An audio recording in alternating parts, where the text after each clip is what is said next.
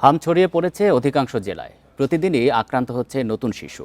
বিশেষজ্ঞরা বলছেন, সংক্রমণের এই সময়ে শিশুর সুরক্ষায় অভিভাবকরা সচেতন না হলে মোকাবেলা করা কঠিন হবে।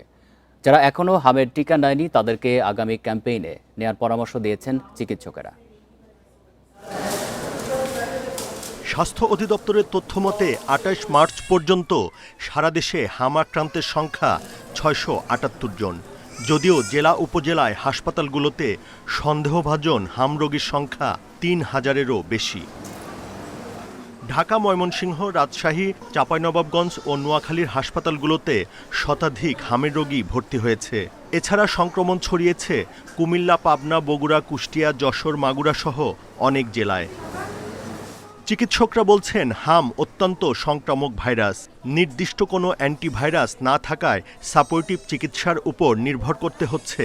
তাই উপসর্গ দেখা দিলেই চিকিৎসকের পরামর্শ নিতে হবে। এগুলি শুরু হয় আমাদের কানের পিছন থেকে নিয়ে শুরু করে সারা গায়ে এটা ছড়িয়ে পড়ে। আমাদের বাচ্চারা খেতে চাইবে না, বমি করবে। অ্যাওয়ারনেস যে হাম একটা জটিল রোগে রূপান্তরিত হতে পারে, জটিল প্রবলেমে রূপান্তরিত হতে পারে। হাম হলে প্রথমত আপনারা একেবারে নির্বিঘ্নে নিজেরা চিকিৎসা করবেন না। 5 বছরের নিচের কোনো শিশুর যদি জ্বর, সর্দি, কাশি, তার সাথে গায়ের র্যাশ দেখা যায়, সেটা যে কারণেই হোক না কেন, এই মুহূর্তে প্রয়োজন হচ্ছে যে তাকে নিকটস্থ স্বাস্থ্যকেন্দ্রে যায় ডাক্তার বা মেডিকেল অ্যাসিস্ট্যান্টের শরণাপন্ন হওয়া।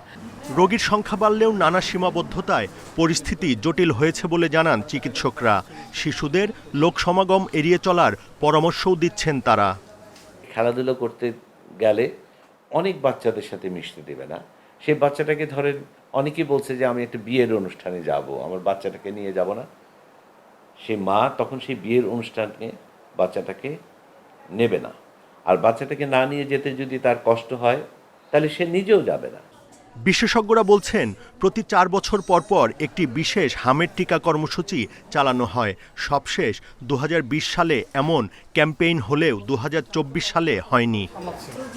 Buddhadeb Kundu, independent news, Dhaka.